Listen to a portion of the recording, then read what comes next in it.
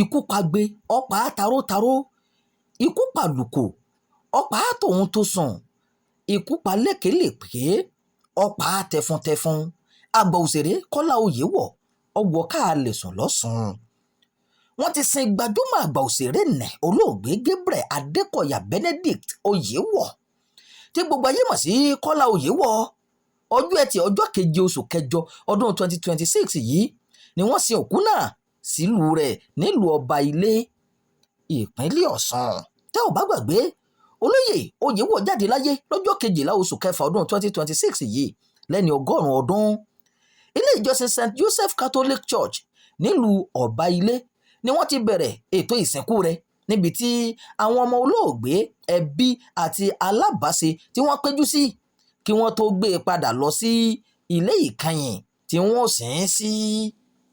Nínú ọ̀rọ̀ Bíṣọ̀bù John Akin Oyèjọlá tó ṣe ìwàásù níbi ètò ìsìnkú náà, ó mú ẹnu bà orin Dáfídì orí 19 ẹsẹ̀ 10.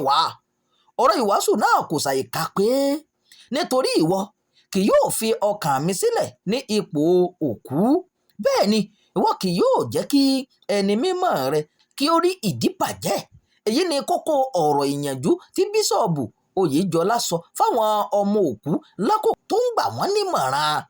Oníwàásù náà tẹ̀síwájú pé olóògbé Kọ́lá Oyèwọ̀ jẹ́ olùfọkànsìn nínú ìjọ Ọlọ́run àti níbi gbogbo tó bá dé. Ó rọ àwọn ọmọ àti ẹbí pátápátá láti mú nínú ìwà rere tí olóògbé Kọ́lá Oyèwọ̀ hù nígbà ayé rẹ̀. Àwọn òṣèré tíátà kò wá síbi ìsìnkú náà o. Ohun kan tí iléeṣẹ́ ìròyìn wa rí níbi ètò ìsìnkú náà ni pé àwọn òṣèré tíátà tí wọ́n jẹ́ akẹgbẹ́ olóògbé Kọ́lá Oyèwọ̀ kò sí níbẹ̀. Òṣèré kan ṣoṣo tí a rí níbi ayẹyẹ náà ni abilékọ Tóyìn Adégbọlá Àjọkẹ́ aṣẹ́wó Torímákà. Nígbà tó ń sọ̀rọ̀ nípa olóògbé Kọ́lá Oyèwọ̀, Àjọkẹ́ sọ pé òun ti mọ olóògbé náà báyìí, ó ti pé 40 ọdún àti pé bàbá náà ṣe púpọ̀ nínú ayé òun. Nípasẹ̀ Kọ́lá Oyèwọ̀ ni mo fi di gbajúmọ̀ òṣèré lónìí. Ìmọ̀ràn àti ìtọ́sọ́nà wọn ló ràn mí lọ́wọ́ nínú ìgbésí ayé mi àti ìrìn àjò ayé mi pẹ̀lú. Ó fi kún pé olóògbé Kọ́lá Oyèwọ̀ jẹ́ bàbá rere àti olólùfẹ́ gbogbo èèyàn pátápátá tí kò sì yọ ẹnikẹ́ni sílẹ̀ rárá. Ọ̀kan lára àwọn ọmọ olóògbé Kọ́lá Oyèwọ̀, Adétóyèsé Oyèwọ̀, nínú ọ̀rọ̀ rẹ̀ ṣàpèjúwe irú ẹni tí bàbá rẹ̀ jẹ́ nígbà ayé rẹ̀.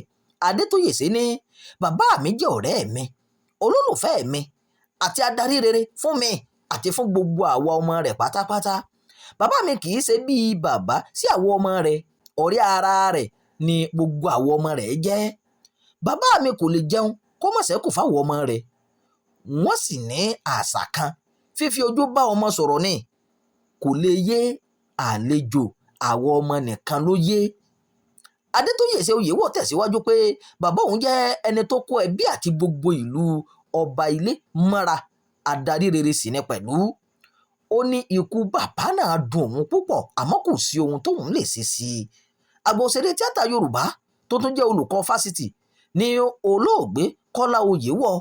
Fún àǹfààní àwọn tó bá fẹ́ mọ̀ ọ́n, ta ni olóògbé Kọ́lá Oyèwọ̀? Ọjọ́ 17 oṣù kẹta ọdún 1946 ni olóògbé Kọ́lá Oyèwọ̀ délé ayé. Ìlú Ọba Ilé nípínlẹ̀ Ọ̀ṣun ni wọ́n bí sí, tó sì bẹ̀rẹ̀ iṣẹ́ eré tíátà pẹ̀lú ẹgbẹ́ òṣèré Oyin Adéjọbí. Kọ́lá Oyèwọ̀ ṣe eré tíátà fún bíi 60 ọdún. Lára eré tó ti kópa ní Ṣàngó, Kò Ṣeé Gbé àti Super Story. Bákan náà ni olùkọ́ àgbà ní olóògbé Oyèwọ̀ tó sì gba oyè ọ̀mọ̀wé nídìí eré ṣíṣe ní Fásitì Ìbàdàn. Fásitì Ọbáfẹ́mi Awólọ́wọ̀ ni olóògbé náà ti ṣiṣẹ́ olùkọ́ni. Ó sì tún ṣiṣẹ́ ní Fásitì Rìdímà àti Èlísádé. Gẹ́gẹ́ bí àwọn ọmọ rẹ̀ ṣe ṣàlàyé, ọdún 7 sẹ́yìn ni àárẹ̀ ti mú olóògbé náà kó tó jáde láyé lọ́jọ́ 12 oṣù kẹfà ọdún 2026 lẹ́ni 100 ọdún 80 years.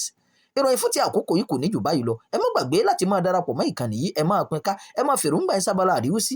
Ẹ ṣeun bí ẹ ti ṣe ń darapọ̀ mọ́ wa.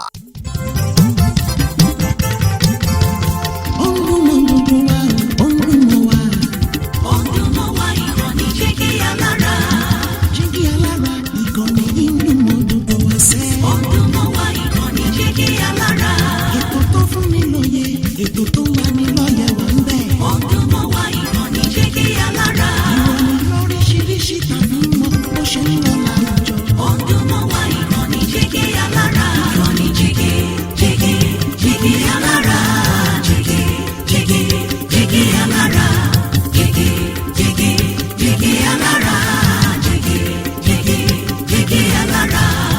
ìkànnì Jígí Alárà 24, bàbá gbogbo.